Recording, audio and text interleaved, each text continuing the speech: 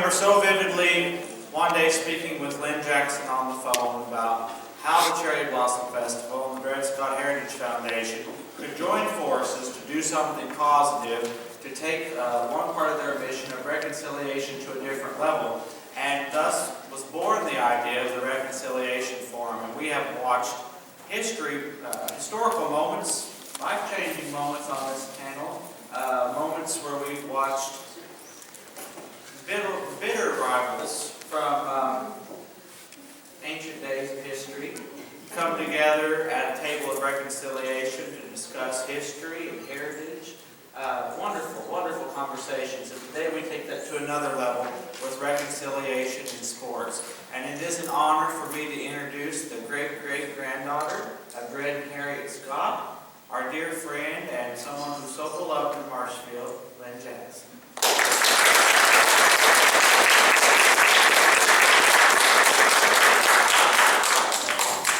Well, good afternoon, everyone. Good afternoon. I'm so grateful for microphones. I don't have a very loud voice, but I have a lot to say. And first, I want to thank you for being here today. And as I look out, I see so many friends, and it's been almost 7 years since Dred Scott got his star on the Walk of Fame. And that was a special day, you know, and I felt like one of the gentlemen up here, I think Boxcar Willison, to remember him after all these years.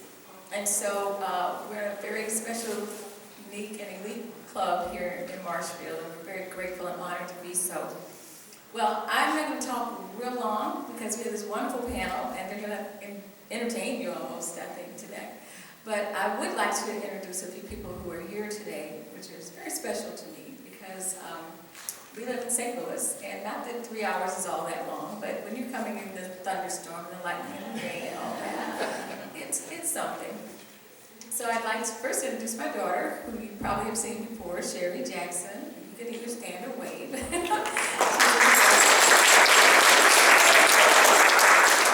And Sherry has gotten a lot more educated and involved lately, and I'm real happy about that. Sherry was a moderator for one of our panels a couple of years ago, and prior to that was one of my good friends and board member, Brenda Young.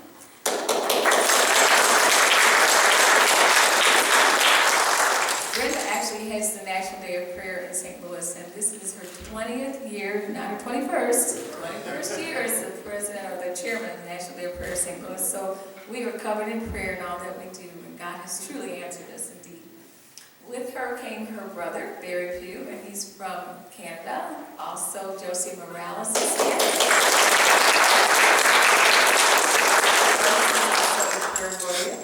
And one more person, where is Yvette? She may be in the back, but my other board member and good friend is Yvette Goods, and she's here. And they're excited, and you guys have not let them down with the expectations that I've shared with them. So with that said, I want to just share a little bit about Dred Scott, that if you don't know him, he was an enslaved person who had been taken to free territory not once but twice, not for a day but for years. And in the process, he was held against a law that said if you ever set foot in free territory as a slave, you are a free man or a free woman. And certainly his family did that bill. So, knowing that, he asked for his freedom. Being denied that, he asked to purchase his freedom. Being denied that, he knew from many sources that he had another option, which was to sue in court.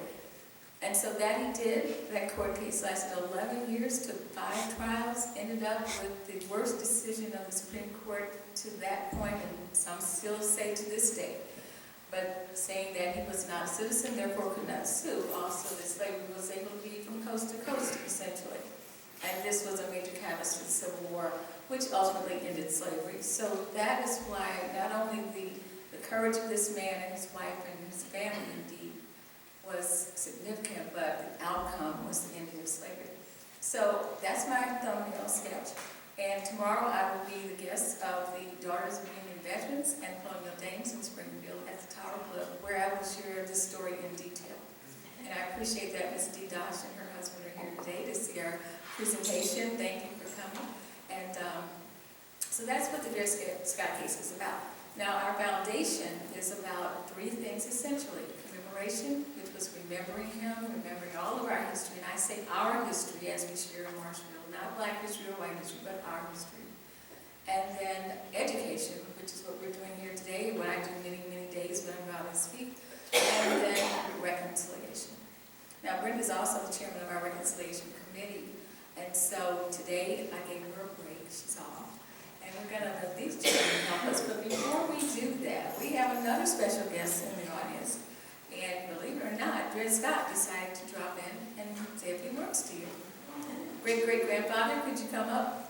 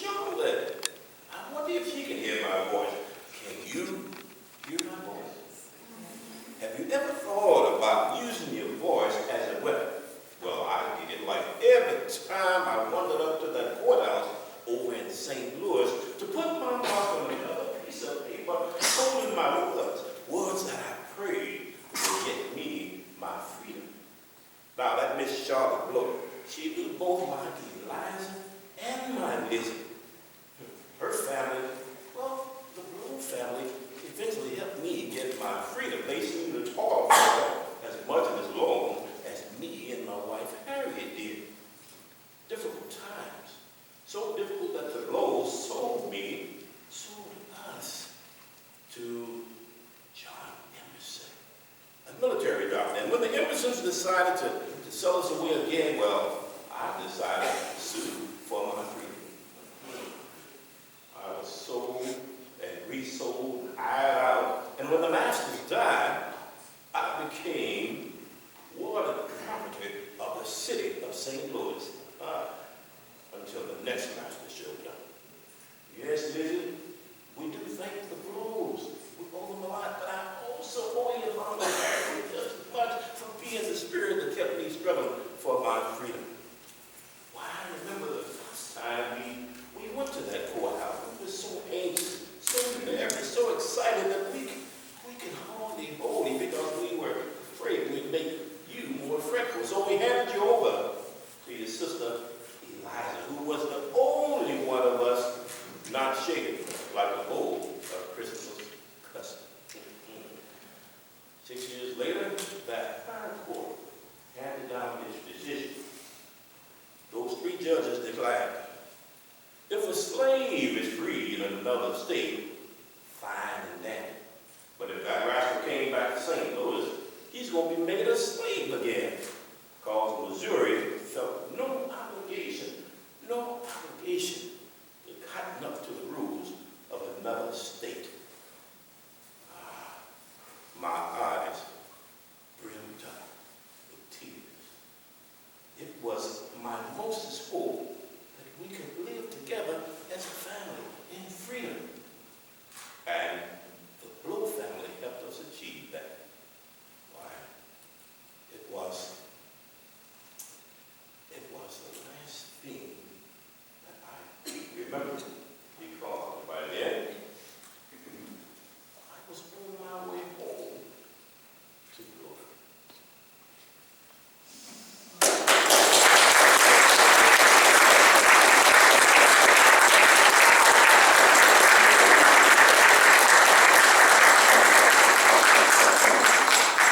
Thank you. That is Mr. John LaGrone. And actually, I think he probably was a little bit like Dred Scott.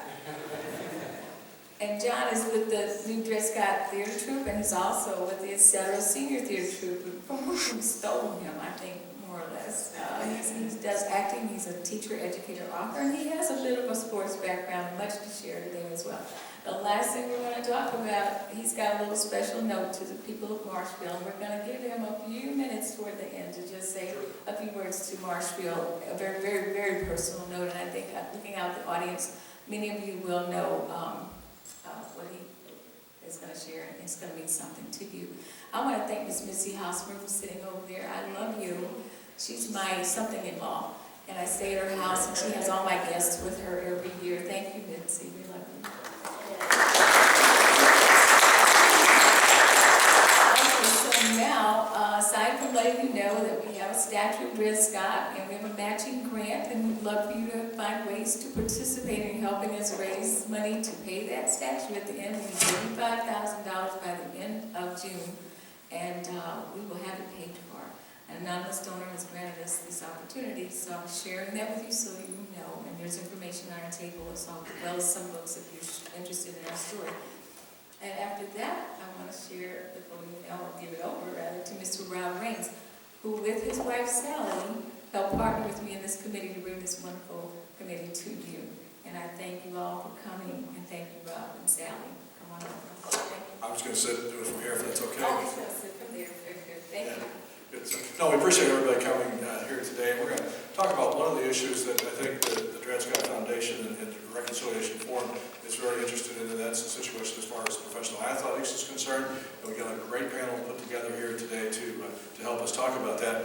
I'm going to introduce them all to you individually, and then we'll get kind of started with some of the questions and answers. And we do want to take some questions from the audience, so if you have a question anytime during our discussion, be sure to raise your hand and yell it out, and we'll try to get you an answer.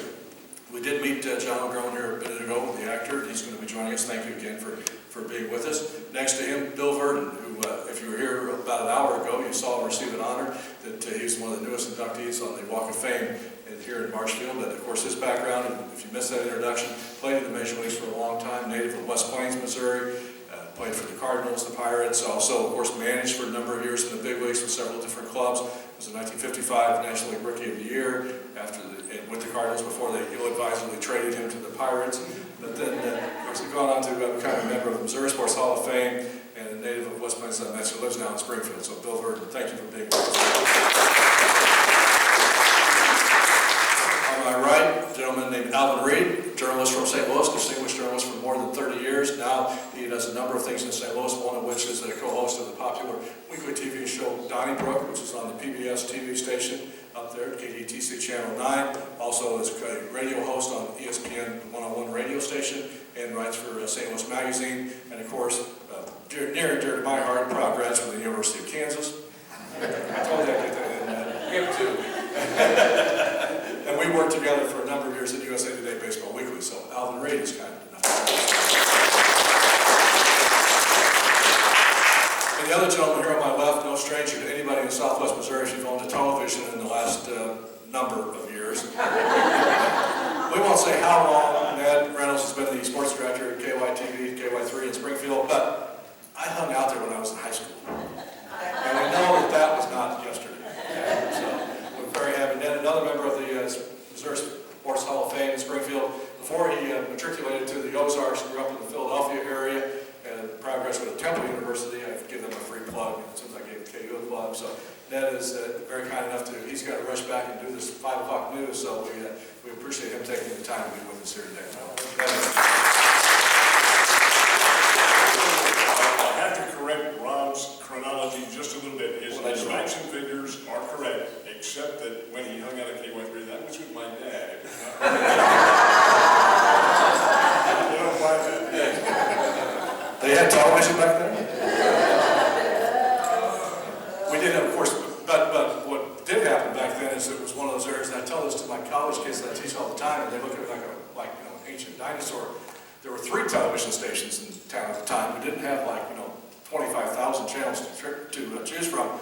And when you wanted to change the channel, you had to get up and click the little TV as opposed to just flipping the little remote. So that's how far back I go.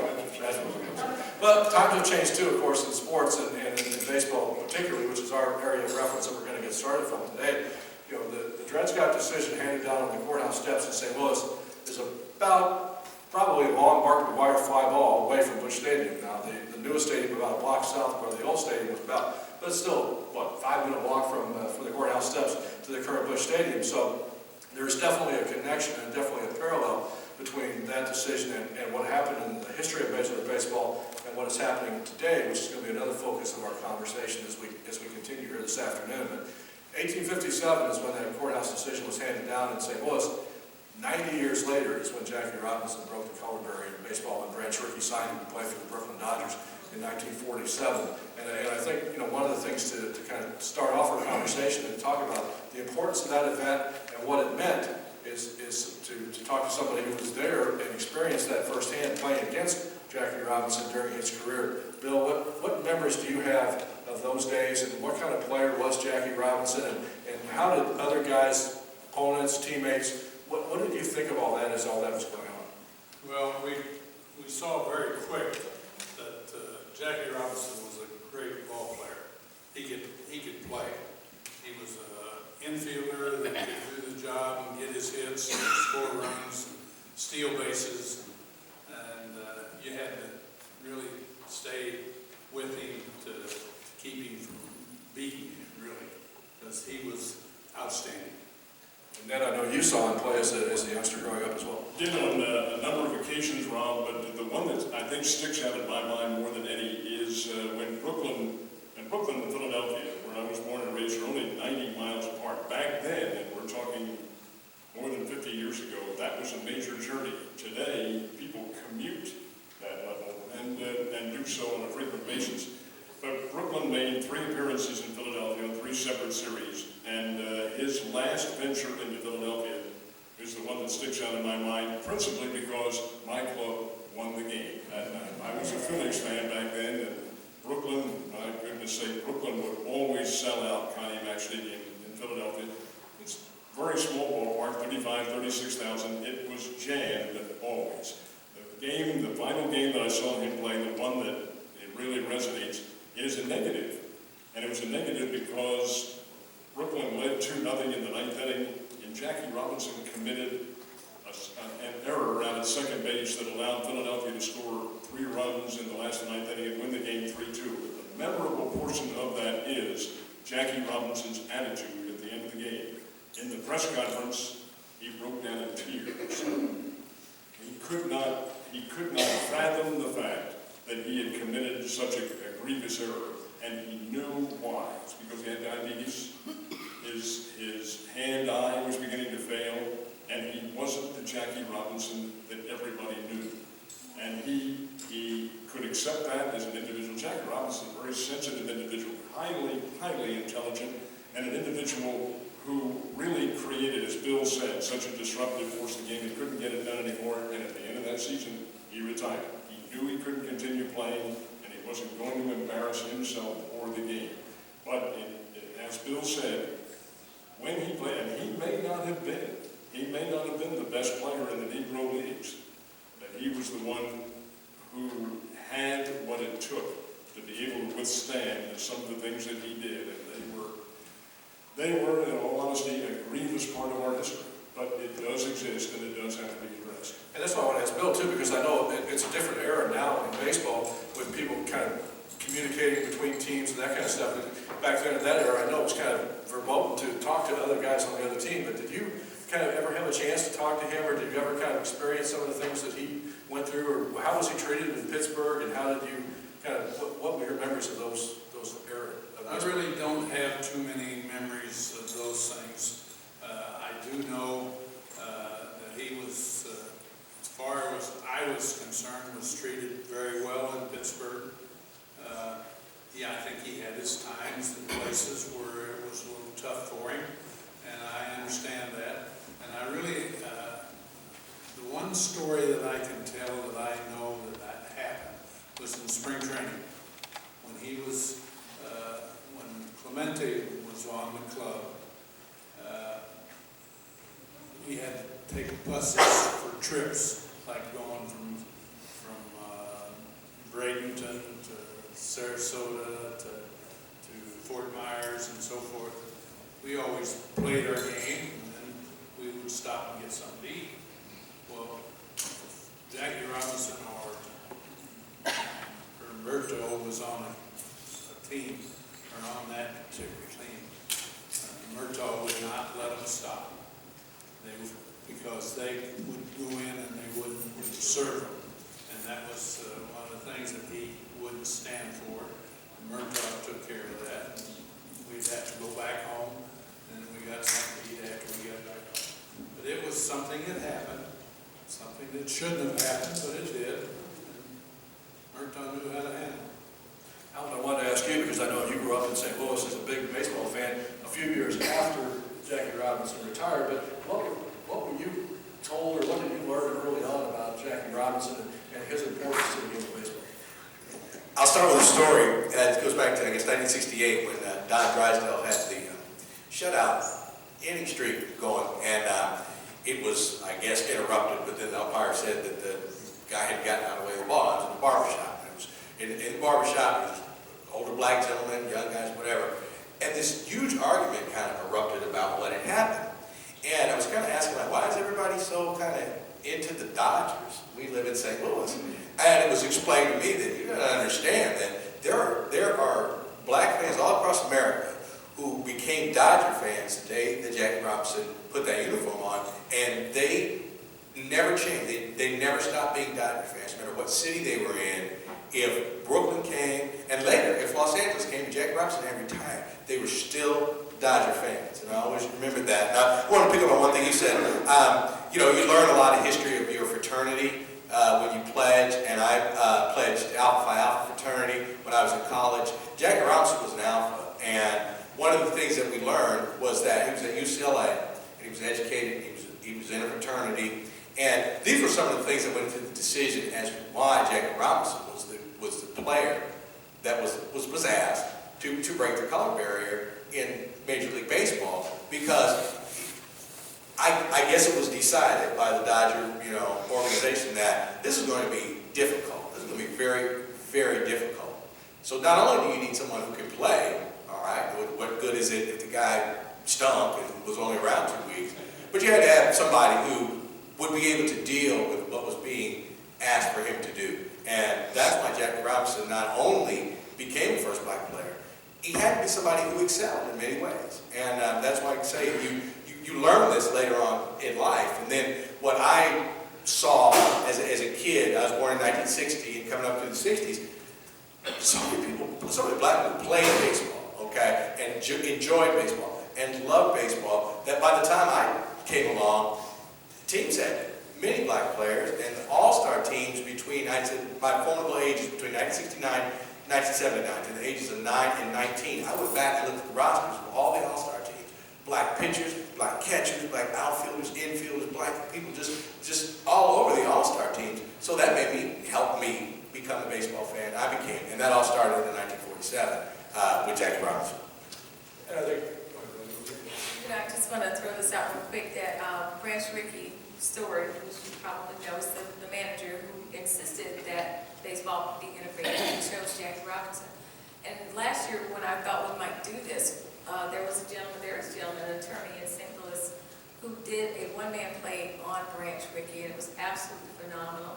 And through that, I met the granddaughter of Branch Rickey, Beth Lewis. And so even though they weren't able to come, they know we're doing this, and they send their greetings and thank you for bringing all of this, all of us. But I just wanted to share that because before we get off the topic, because there's some great people who love the story. And one quick note about baseball and me, I didn't know why I liked the Dodgers until you just but when we were little, we loved the Dodgers, and I love Sandy Koufax, so it's like, now I know why. Thank you. Yeah, Robin, if I could Yes, go ahead. Lynne mentions Branch Rickey, who of course was the general manager. When Rickey left the Dodgers, he went with the Pittsburgh Pirates. He was the general manager, and Roberto Clemente, who Bill just mentioned, was a Dodger. He was in the Dodgers organization, played for the Montreal Royals, very much the way Jackie Robinson did, and got brought over to the Pirates, I think maybe as a free agent, but I'm not sure. But it was Branch Rickey's dealing there with Roberto Clemente, who was the first black man. He wasn't African-American, but he was the first black player for the Pittsburgh Pirates. He was very instrumental in creating the new social ethic of baseball. we should mention too that we also reached out to some representatives of the Negro Leagues, the Museum of Hall of Fame in Kansas City to be with us today, but schedule conflicts or something got in the way and they were not able to join us. So did you have experiences with Branch Rickey then in Pittsburgh too, Bill? He was there part of the time that I was there, but I really didn't have any experience with him. I was traded to Pittsburgh, but I'm not sure whether he was with Pirates at that time or not. I think he was, but anyway, I was part of the deal. Was glad to be able to play. Do you think, one of the things I'm curious at, and I'm curious in your opinion, because I know what some of the other panelists are going to say, I think one of the problems in baseball today, and I'm going to give you a couple of examples that I've had run into over the years, and some recently, some 20, 30 years ago, I don't think the current players today understand what guys like Jackie Robinson went through, what guys like Curt Flood did for the game of baseball, and I wish there was a way to educate them. And the point being that there was a player, a young player came up to the Cardinals, African-American player in the 1980s, and something was said in a conversation I had with him one day about Jackie Robinson, and he looked at me like, ooh, you know, and it's like, this was less than 40 years after Jackie Robinson, you know, broke the color barrier, and there's no way that that should happen. And then the current example, this year in spring training, the Players Association has an annual meeting every year with all the players that come to spring training, and they talk about the issues and stuff like that. One of the players who was there this year as part of it, representing the union, was a Hall of Famer named Dave Winfield, who has the unique honor of being drafted in 3 professional sports, football, basketball, and baseball. That's how good an athlete he was. And another player shared with me a story after that meeting was over, that when Winfield was introduced to the players, this younger player on the current club looked at the older player and said, "Who's that?" So, do you think, I mean, have we lost that? Is it, you know, speaking of history, I mean, the players today and the teams that you're still around, do you think they appreciate the history of this game and what these guys went through? Well, I think they appreciate it, and I think if you bring it to them, they will appreciate it. We still have him. He still presents it, and that's good for the situation. I think players enjoy history. I don't think there's any question about that. I think they will take it and run with it, and it'll go from there. I think players like baseball, like the way it's played, and will continue to play. And I think one of the, and I know, John, you got a point too, I want you to share it with us as well, but the point I was going to make is, and then when I finished up that conversation with this other player, he goes, it didn't really surprise him, because this older player that had been around all of a sudden, he was a student of the game. He loved baseball. His family was into baseball as he was growing up. But some guys are just baseball players because they like to play, you know, and they're good at it, but they don't really have to be a student of the game or appreciate the game to be able to have that ability to play. John? Just wanted to say, as a non-baseball player, that my kids have always enjoyed baseball, historically speaking. I grew up appreciating Stan Musial, Ken Boyer, on up to Ozzie Smith and on through. But I really felt that my interest in baseball reached an apex when I went to Santiago, Dominican Republic. The first neighbor I met told me that I would not know his brother who played for the Cardinals. And I said, "Who was that?" He said, "Julian Javier." And I said, "No, it's Julian Javier." The next year, I had an opportunity to see a fellow named Rico Carter play baseball in what is called the Estadio Cibao in Santiago. He had just hit 360 for the year. And my best interest as a fan of baseball, I had an opportunity to escort a fellow named Gene Clark around Santiago when he was doing winter baseball. And as I had spoken to Mr. Berman earlier, we put together some names of the first team that was filled, an all-black team filled by his Pittsburgh Pirates. And if you like, I can give the names also. Stole my thunder. I was going to say that. I'll tell you what year it was. Go ahead. 1971, the first name. We had Al Oliver at first base. And then we had Stennett at second base. And then we had Rennie Stennett. Then we had Cash at third base. Dave Cash. Then we had Matty Sakier at catcher. And a fellow named Willie Stargell in left field. Roberto Demanded in right field. And my friend Gene Klein's playing center field. And we had Hernandez at shortstop. Okay, and then finally, Doc Ellis, one of the better pitchers of Pittsburgh Pirates, and I appreciate it. Bill, that was a pretty good team. I'll take it today. Then he was aware of the fact that they were all black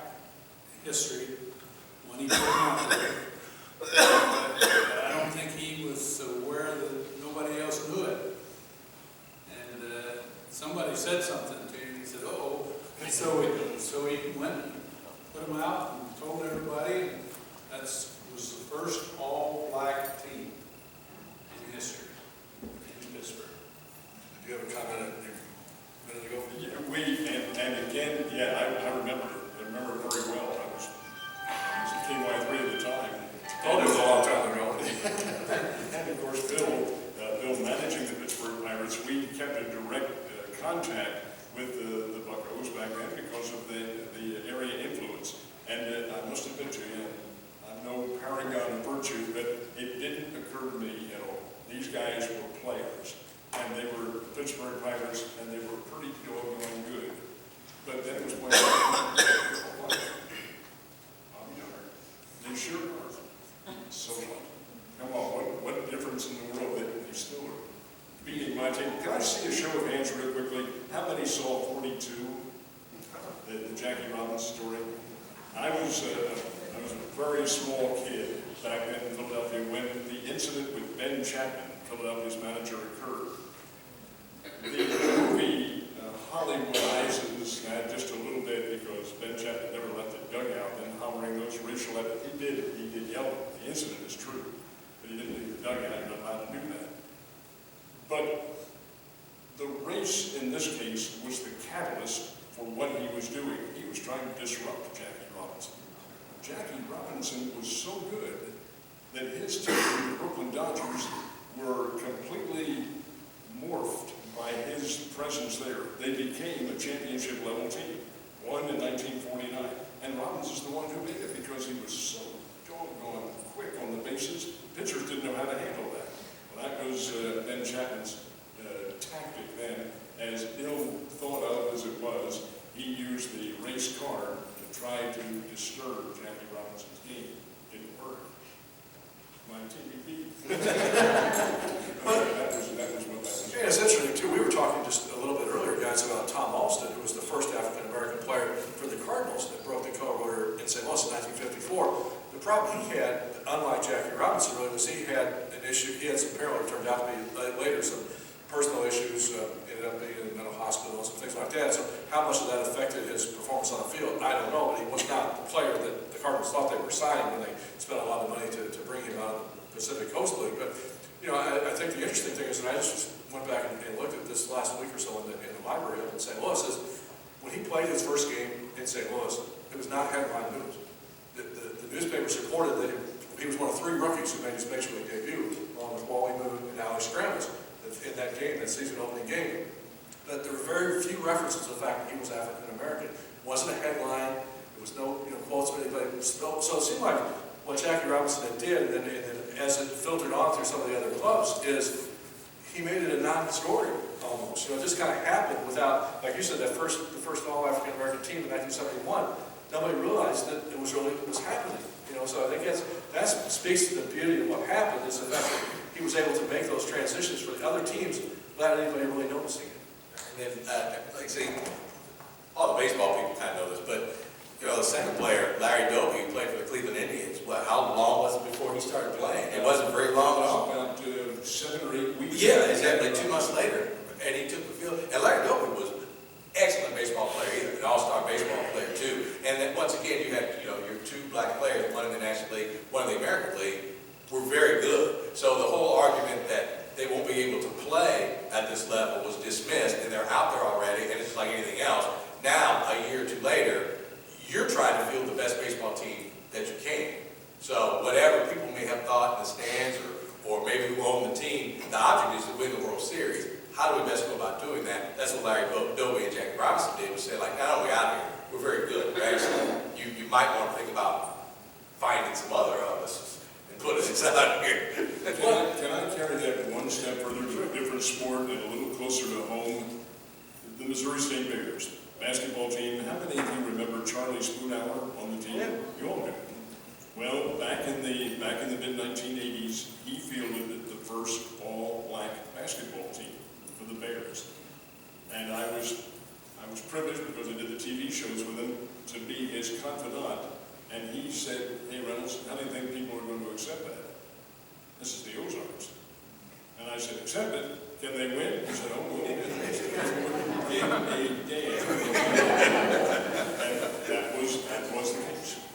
Well, I think it was not too long after the integration started that some of the greatest players in the history of the game who happened to be African American started making their way into the major leagues. You're talking guys like Willie Mays, like Hank Aaron, like Frank Robinson, those, Ernie Banks, Billy Williams, Bob Gibson, all of those guys, Lou Brock, it didn't make any difference if they were pink, polka dot, or had checkered, skin. They could play baseball, and that's really all everybody cared about. And I think one of the things that probably owners were a little bit worried about when that happened was, obviously they're trying to make money. It's a business. The bottom line is, will it affect attendance? I mean, will there be a revolt? Will there be, people not showing up at games because of the fact that we're playing African American players? I think quickly saw again, the best ingredient to drawing fans into the ballpark is to win. Right. And then I want to say, even with the Pirates, I would always go see the Pirates. Back in the 70s, I would go see the Pirates. And I knew what was happening on that field. And I like the Pirates because I just like the Pirates. But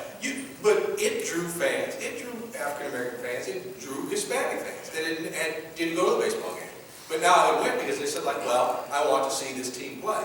And, I'm sure we'll talk about there's, so few black baseball players now.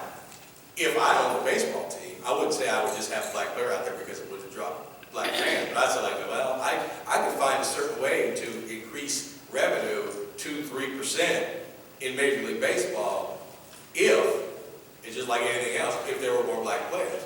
I'll use another sport. I'll use one. When I was a kid growing up in the 1970s, you had to wait in line to get on a tennis court. Tennis was just the hottest thing going. Part of it, and I think a lot of it, was because Americans were very good at tennis.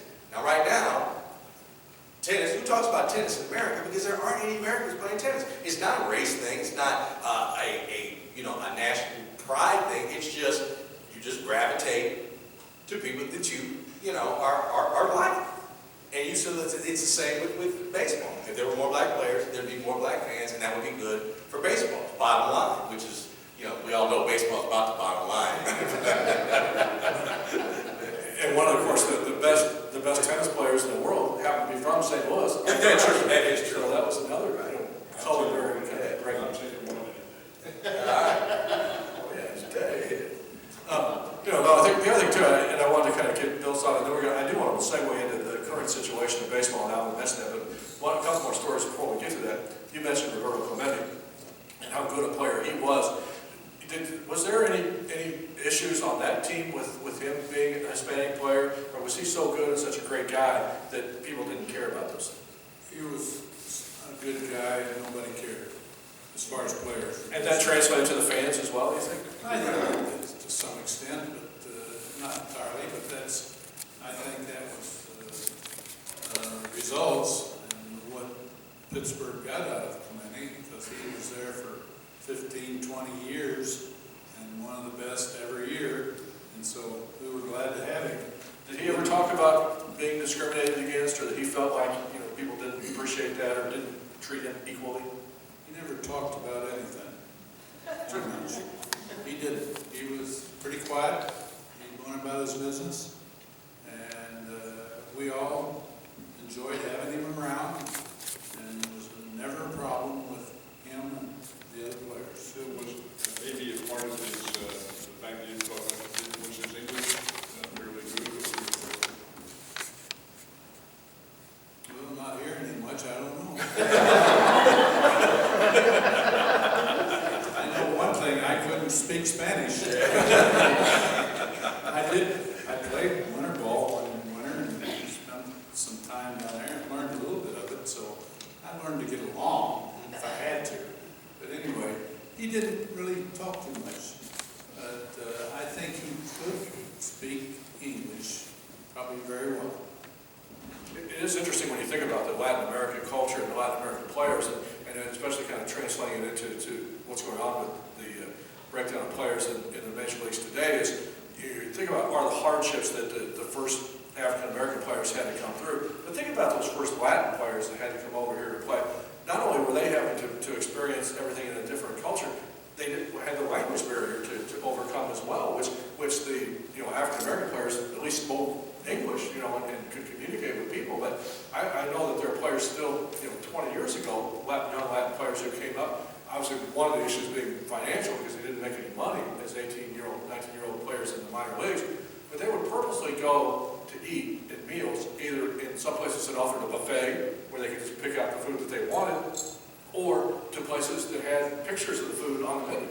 So they didn't have to pick, say the words, they could just point, I want this. I can't imagine being in the first situation, having to go into a Spanish or another speaking country and trying to get along and A, do my work, and then B, just live as a citizen. It's incredibly tough. I've been to Europe a couple of times, and you find yourself like holding something up and pointing at money, like when you want to buy it. As I can imagine, suppose I worked here. I'd have to learn to speak the language. Yes, that would have been tough. But what about, let's then talk about the current situation. You mentioned the fact that there aren't very many African-American players in the game today. I know that the studies came out about the opening day rosters that always happen every year, and it was 7.8% of players in the major leagues today, at least on the opening day rosters, were African-Americans. That's the lowest percentage since 1958. And I think that the other situation is that it's a total of 67 players who are African-American. You have over 220 players of other foreign-born players, mostly Hispanic. Number one, do we see that as a problem? I'm throwing that out to everybody on the panel. And then, number two, if we do see it as a problem, what can we do about it? Well, it probably is a problem, but you have to look at the development of black players. If you go to a historic black college, many of the teams are not populated by black players. So that's a problem with that. You look at the other professional sports. Look at basketball. Basketball has turned around where many of those players would be playing baseball and now trying out for basketball, football. What can I say? We all see the same thing happening in football. Even there are more hockey players who are black. And you have other cities, not in the United States, Spain, Argentina, Lebanon, they all have professional teams that draw that quality athlete. So that's the question. How many quality athletes do we have as a nation? And they don't see the U.S. baseball as the only source of them to live. So that's the problem. Bill, what do you think? Oh, I think they have access, black players have access to the major leagues today. I think they have the facilities, I think they're there. I think it's just a matter of recruiting and getting these people to come into our game. I think they like it. Some reason they dropped out of it and got other places and went other places. But I think they'll learn to come back. Baseball's kind of hard to beat. And I think you know it, and you know it, and they know it, and they will be back. I think they'll be back. So you think it's just a transitional period? I think it's an era that has come about and has materialized, and will get better. Yes. I think we live, and I think the fact that there are a lessening number of African Americans in baseball, in fact, the Cardinals are one of three who don't have any African American players on the team. I think it's symbolic of our society these days. We live, and Rob, you were partially pointing this out in the lack of historical knowledge. Bill says, yeah, they do recognize it. I'm not sure they do. Because we live in a quick fix society and a what can you do for me now?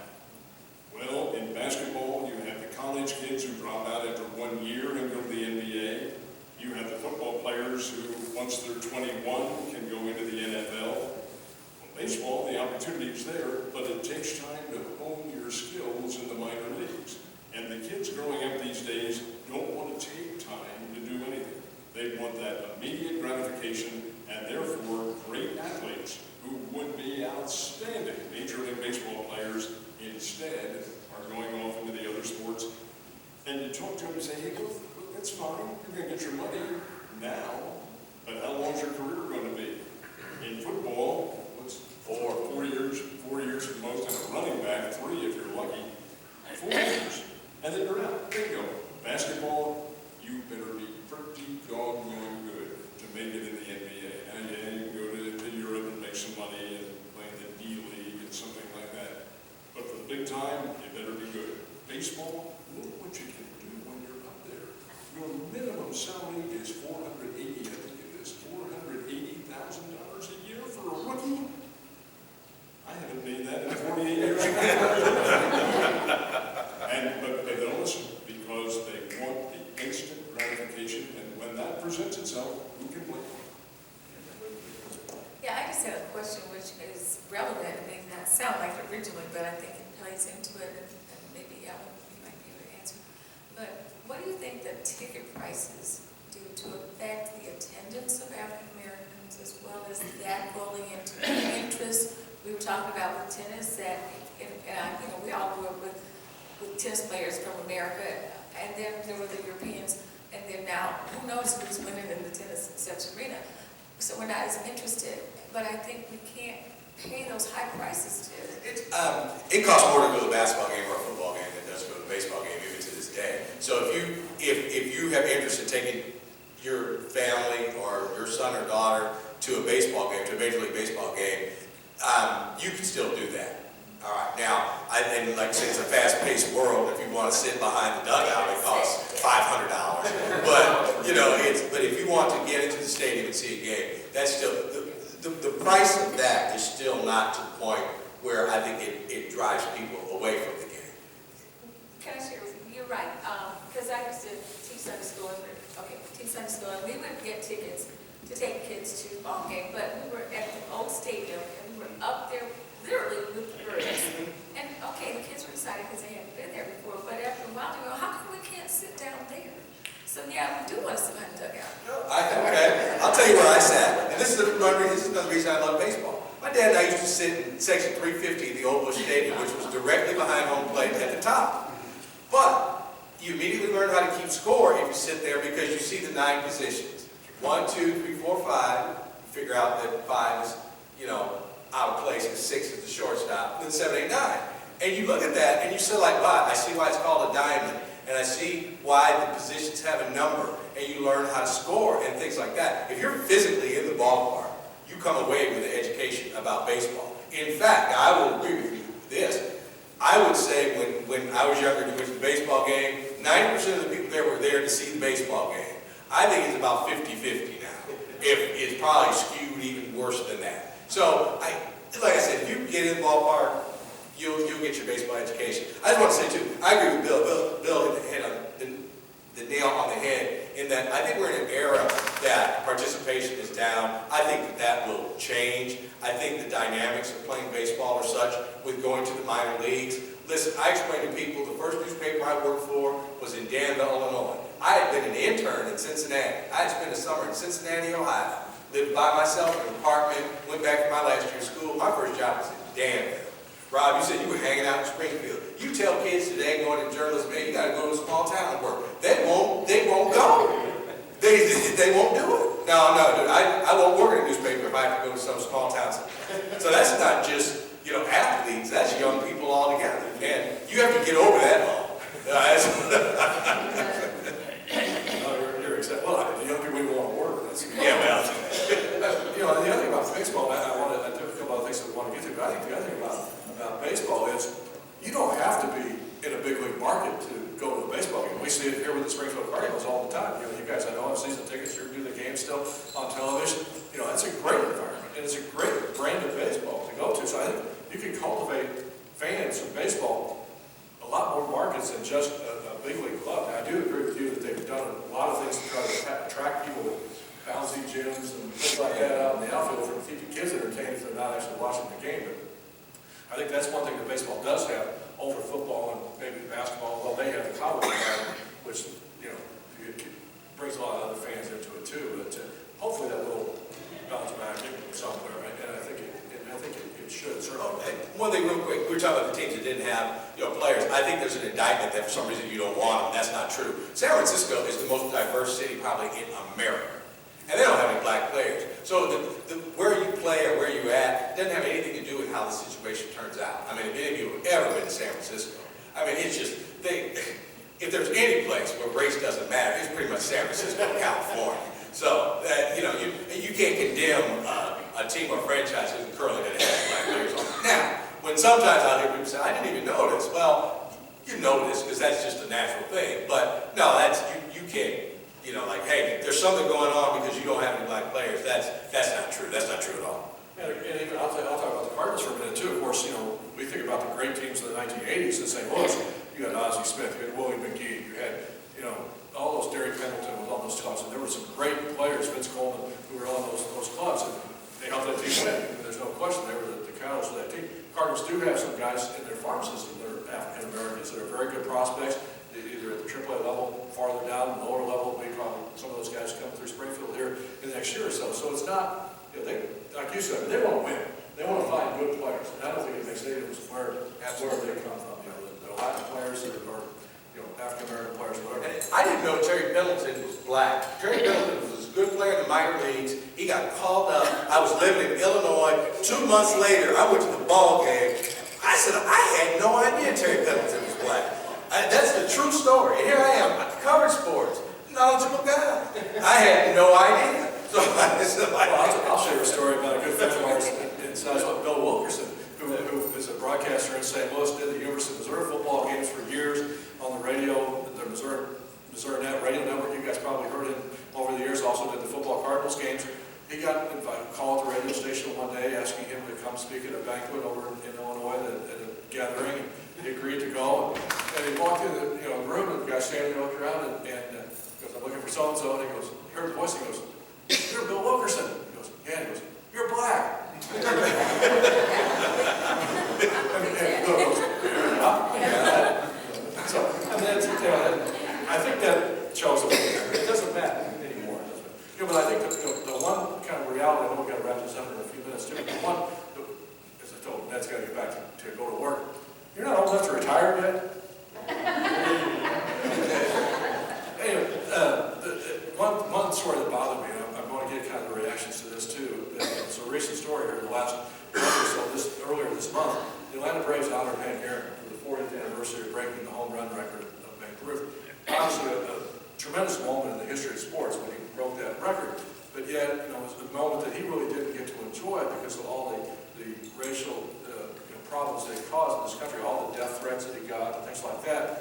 And when the Braves honored him this month for that anniversary, the Braves still got a lot of negative publicity, a lot of negative letters and phone calls and emails and things like that. And this is, can't we move past that? Aren't we past that at some point now? Well, that's a societal thing, and that's not baseball, and that's not football or basketball. That's just, there's just a segment of American society that's going to be negative about anything positive, and you just move on, from there. You are absolutely right. There is that certain segment of our society that says no to everything and shakes its head at everything that happens. I don't think really race centers into it now, not in 2014. But negativism is rampant. Oh gosh, absolutely. Everything you have in the country is negative anymore. Shit. And we should mention too that we talked about this, and I kind of got off track there for one moment, but baseball is very much aware of the problem with the lack of African American players. They've done a lot of things over the years to try to revitalize that. They've started a program called RBI program, which is providing baseball in the inner city. The Cardinals, I know, for example, I'm sure other teams and other major league markets have done the same thing with building fields and places for kids to play. They do have a new initiative now that Jerry Manuel, who was the manager of the White Sox and the Mets, is going to be in charge of trying to kind of form a commission and kind of go out there and try to explore reasons why and how to get more younger African American kids to play baseball. So it's going to be curious to see over the next couple, 3 years if that program is successful. Of course, it's going to, like everything else, it's going to take time to be able to get more kids in and get them playing and then have them be good enough. Not just playing for the love of the game, but be good enough that they can become professional. The message, Ron, will be, hey, look, your career is going to be a lot longer. This is black, white, or whomever. Your career is going to be a lot longer playing baseball. You're going to make a whole lot more money. You're going to excel. Yes, it may come quicker playing basketball than football, but it's also going to be real short term. I think that has to be the gist of their message. And the injury factor as well, especially in football. said we'd take questions from the audience. We've got a couple minutes. Yes. I found out last year that football actually broke the color barrier about a year before baseball. You guys know that? Kenny Washington. Right, yeah. Sure. He played for UCLA? UCLA. He's UCLA, and he was the Los Angeles Rams. It was a ram, yeah. Hey, man, you guys are up there. St. Louis Rams now.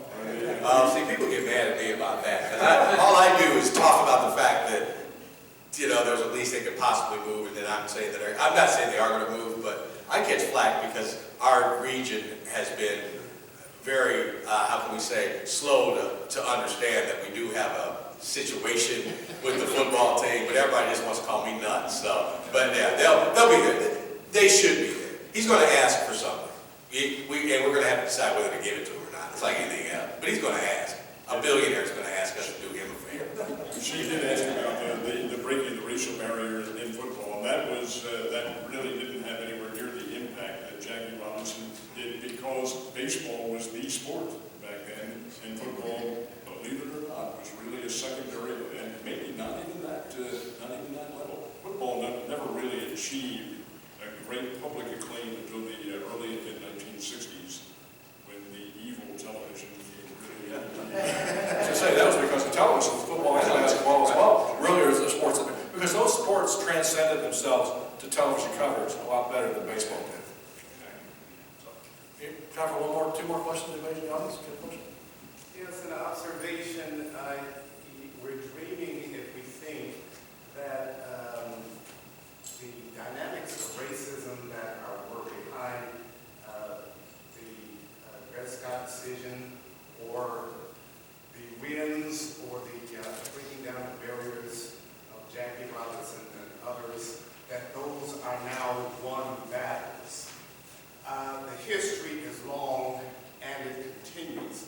I know I'm in good company when I say that the real heroes, who you will never hear about, are those who befriended people of another race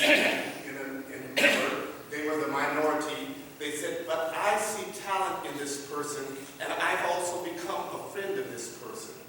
And those people who had to go against their own in a society that said people of color, we don't want to use their talent, or we will use their talent and not recognize it. But those people lost their jobs sometimes because they said, this is not fair and this is not right. And I have to stand up for those who have been excluded. And it happened in every field of endeavor, not just sports. And it happened even in churches. A friend of mine was telling me the history of those who were in organ performance back in the 60s. And he was a white organist and saw a young black organist. And he brought him to his church thinking, I'm going to share this talent. He was immediately fired. Because you were not, the intelligence and the know-how was supposed to be exclusive to whites. But there were those whites who went back to their own people and had to really fight hard to say, you're being unfair. And we are all losing because talent is being wasted. One of the greatest, one of the most revealing incidents was when the singer, famous singer, pianist. Is it a lady? Yeah. Is it a lady or a musician? It's a male musician.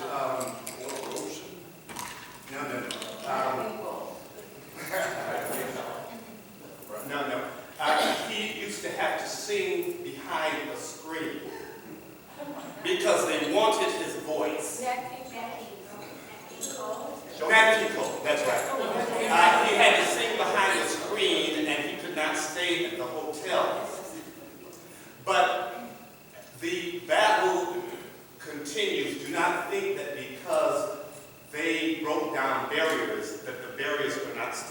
area, you may excel in an area, but once you buy a home in an area where people like you usually don't buy, watch the difference. And so the battle continues, and those of us who understand that America loses when we waste talent have to be among those heroes that say, you know, you are wasting talent that could make us all shine. Absolutely. And you will have to stand up. You'll have to do it quietly but firmly, and I congratulate those of you here who have done it. Thank you for sharing.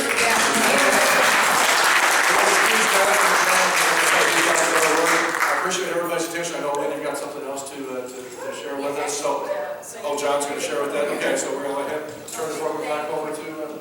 Thank you for the attention. Thank you for the panelists. We appreciate it. I simply wanted to say that, as I told you earlier, that I live in Santiago, Dominican Republic, and my wife and I, looking for a church, found the Iglesia Bautista, the Baptist church, sponsored by the citizens of Marshfield. And my minister was the late Reverend Paul Potter, his wife Nancy, Robert Potter, and their kids, Susan and David. So I really enjoyed them, his sermons. Every other Sunday, he would mention the joy and the honesty of Marshfield, as well as the challenges. He did not sugarcoat anything, but he was a person whom I could trust, whom my family loved as friends and as leaders.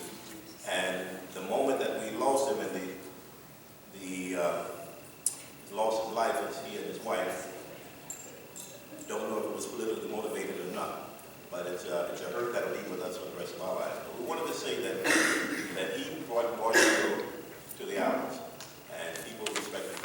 And I've always wanted to be a part of the city. As far as coming by, I was here at their services. But Marshfield will always be a part of my life. I remember talking last with Paul Potter as he was going from Marshfield back to the Dominican Republic. He gave me a call from the St. Louis airport. Great memories, great people, and their kids are great. I believe Dave's working with Sean Jayton in Springfield. But Marshfield, we've got some pictures, and if you like them, we would love to show them to you afterwards. Thank you.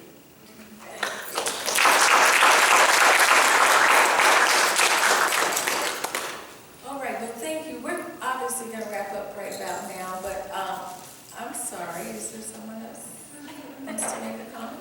Well, Miss Laura, where is it, please? This is a tradition that I started to honor Lynne as a representative of all of her volunteers around the world, particularly in St. Louis. Started here a couple of years back, and each year I give her a state class object. And this year I got this last December, not knowing we were going to be talking about redbirds. So we'll have to prove me that these are the bluebirds of happiness.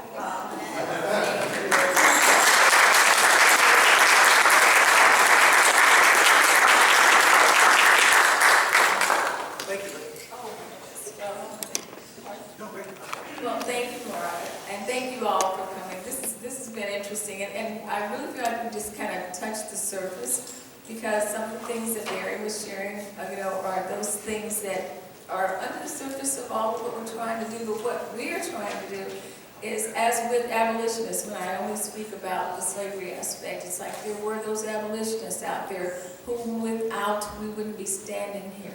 And I honor them greatly in our conversations and in our presentations.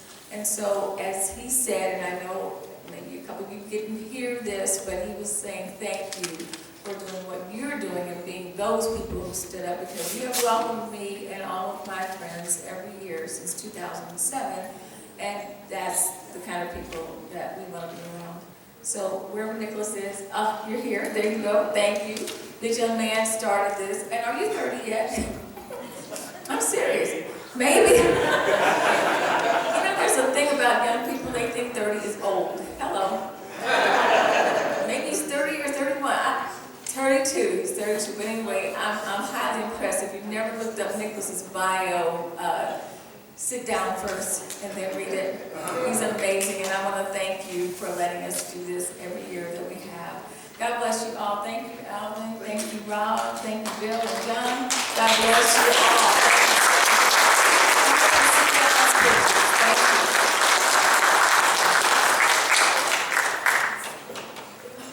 Come on up and see. Let's give our panel participants another round of applause.